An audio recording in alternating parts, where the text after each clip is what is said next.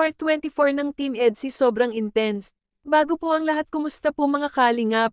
Narito pong muli ang inyong lingkod Kalingap Vlogs channel na maghahatid sa inyo ng sariwang update patungkol sa inyong paboritong kalingap beneficiary na si VNC. At kung bago ka pa lang sa aking munting channel ay huwag maiyang mag-subscribe para lagi kang updated sa Team EDSI. At sa lahat ng tumatangkilik sa aking munting channel, maraming salamat. Kamakailan lamang mga kalingap ay sumalang sa episode na Q&A ang tambalang VNC. Kung si Kalingap Edo ay easy lang kung sumagot, si VNC naman ay nagde-dare kung minsan. Pero mga kalingap, may mga tanong naman na diretsahang sinasagot ni VNC. Like nang sinabi ni Kalingap Rob na kung naniniwala daw ba si VNC sa age doesn't matter, opo agad ang sagot ni VNC.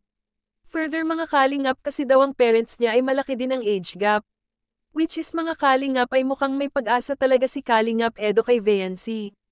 Wow! Kilig na naman ang Team EDSI. Ang tanong na inaabangan ng lahat mga kalingap ay kung nakamove on na nga ba si Kalingap Edo sa mga nakaraan niyang love team. Oo agad ang sagot ni Kalingap Edo. At kaya daw siya nakamove on mga kalingap ay dahil kay VNC. Napakalakas talaga ng impact ni VNC kay Kalingap Edo.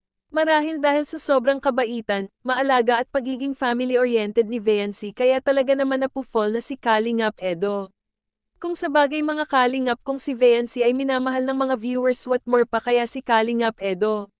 Dalawang question lang naman mga kalingap ang hindi tahasang sinagot ni VNC. Una ay kung may crush daw ba siya kay Kalingap Edo, pangalawa ay kung nagkikita daw ba sila off-cam. Well, mga kalingap, sa aking opinyon ay wala naman ako nakikitang masama kung nagkikita sila off-cam. Ang mahalaga ay alam ito ng magulang ni VNC at kung ipinagpapaalam naman siya ni Kalingap Edo ay wala naman masama. Nabanggit rin ni VNC na masaya siya sa love team ng EDSI dahil bukod sa nag-e-enjoy siya ay maraming tao ang napapasaya nila at iyon daw ang mas nagmamatter sa kanya. Tahasan din naman tinanong ni Kalingap Rob si Kalingap Edo kung ang EDSI na nga ba ang magiging huling love team niya.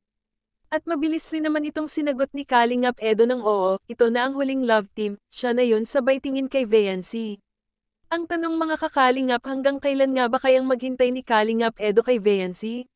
Sagot naman ay hanggat pwede. Good news mga kalingap, dahil ibig sabihin maghihintay si Kalingap Edo kay VNC hanggang sa maging handa na si VNC na pumasok sa relasyon. Well, mga kalingap, bata pa naman si VNC kaya don't rush, ika nga. At gagawin naman ni Kalingap Edo ang lahat para maipanalo niya si VNC. Kung sa bagay mga kalingap ay honest naman si Kalingap Edo sa mga sinasabi niya kay VNC. Sa aking opinyon naman sa ngayon ay priority ni VNC ang kanyang family at ang kanyang pag-aaral, which is tama naman mga kalingap. No pressure naman daw si Kalingap Edo para kay VNC. Right timing will come, ika nga. Hanggang dito na lang muna mga kalingap ang aking video. Maraming salamat po sa mga tumatangkilik sa aking munting channel. God bless po.